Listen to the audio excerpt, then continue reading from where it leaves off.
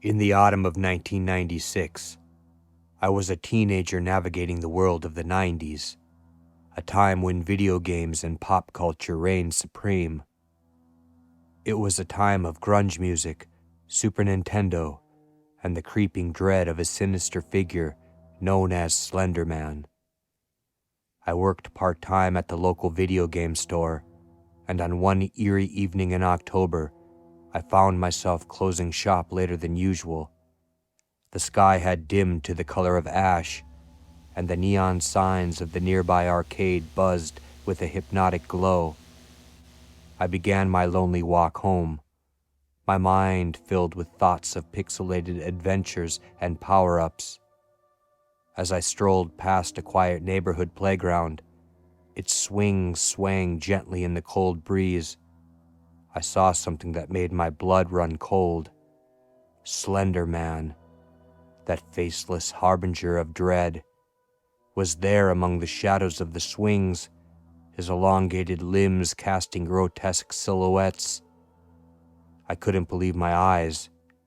Had I stumbled into a nightmarish realm where video game monsters had come to life?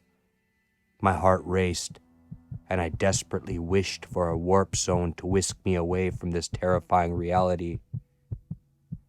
Slenderman turned his featureless face toward me, and my pulse quickened.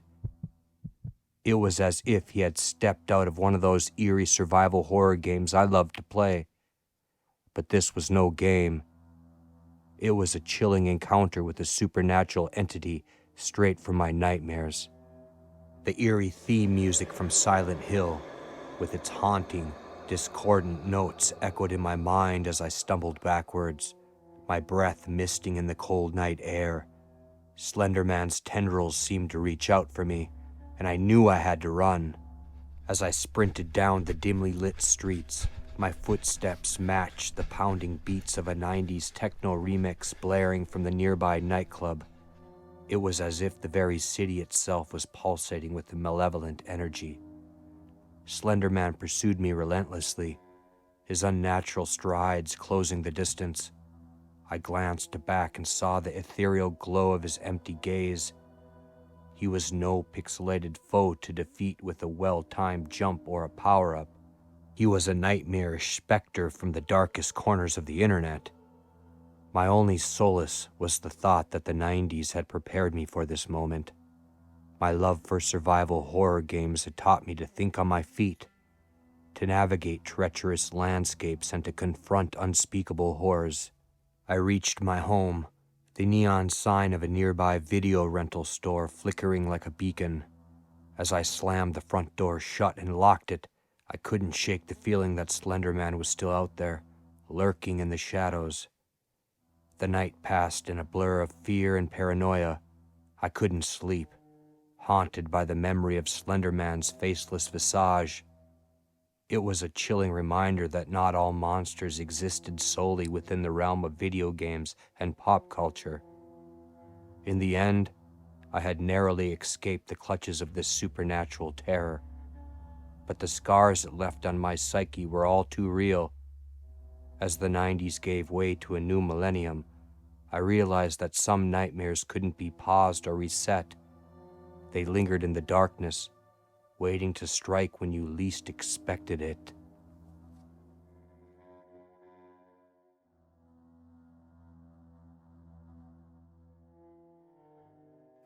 In the early 2000s, when my friends and I were teenagers, the allure of adventure called us to the woods for a camping trip. It was the late spring of 2003, a time when flip phones were the height of technology, and the smell of marijuana lingered in the air of every gathering. We were a group of 5 close-knit friends, Mark, Jenny, Mike, Sarah, and me. Our destination was a secluded spot by a tranquil lake, nestled deep in the woods. As the evening sun dipped below the horizon, we set up our tents under a starlit sky, reminiscing about the latest pop hits on the radio and the thrill of high school romance. Some of us, Mark and Jenny included, stole kisses and whispers of love among the shadows of the trees. our laughter echoing through the forest. Others, like Mike and Sarah, laughed, shared stories, and passed around a joint, the scent of marijuana mingling with the pine-scented air. But as the night wore on, the atmosphere shifted from carefree to uneasy. We began hearing strange noises in the woods, whispers and rustling leaves that were neither animal nor human. Our laughter faded, replaced by hushed conversations about urban legends. It was then that we saw him, Slenderman, a nightmarish silhouette among the trees, his long, twisted face exposed by the light of the moon. Panic spread like wildfire through the group. Sarah let out a scream, and Mark grabbed her hand, urging us to run. In our terror, we left behind our tents and gear. We sprinted through the dark woods, our breathing labored and our hearts pounding out of our chests. Our friend Jenny, however, was nowhere to be found. We had lost her in the chaos. We stumbled upon a nearby road, panting and disoriented. The distant laughter of music from a party seemed to mock our desperation. Desperate to find Jenny, we tried to retrace our steps, but Slenderman's presence lingered like a haunting melody. Despite hours of searching, Jenny was never found. The local authorities launched a search party, but all they discovered were our abandoned tents, a ghostly reminder of that terrifying night. In the years that followed, the memories of that camping trip haunted our dreams. We never spoke of what we saw, but the guilt weighed on us. Our friend Jenny was never found. We grew older, and the early 2000s faded into nostalgia, but the mystery of Jenny's disappearance remained unsolved. Slenderman hadn't taken her that night. All of us knew it. There was no doubt. Now every time we hear a rustling in the woods or a whisper in the wind, we can't help but wonder if Slenderman is still out there, lurking in the shadows, waiting for the next group of unsuspecting teenagers to stumble into his realm.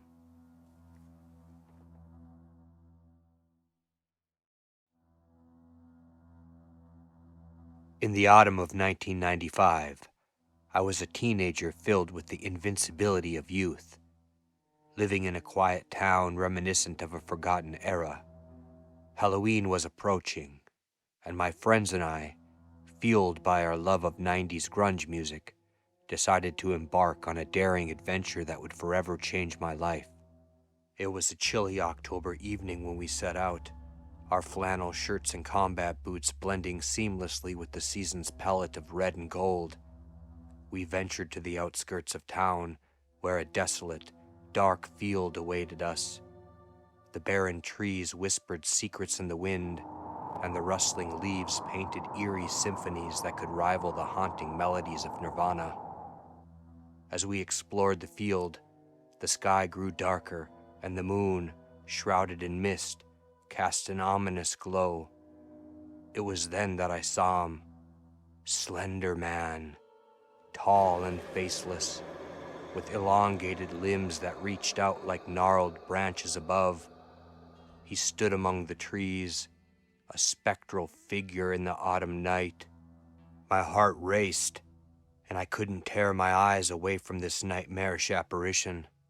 My friends, too, were frozen in terror as Slenderman extended one of his tentacle-like arms toward us.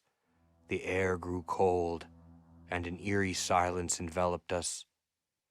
In that moment, a chorus of grunge anthems from the 90s played in my mind, but their angsty defiance offered no solace against this true terror. I wished for the powerful chords of Kurt Cobain's guitar to rescue us, but the real world offered no such escape. As Slenderman drew closer, the moonlight revealed his empty, featureless face. Panic surged within me, and I made a mad dash for safety, my friends following suit. We sprinted through the dark field, our footsteps echoing the pounding drums of Smells Like Teen Spirit.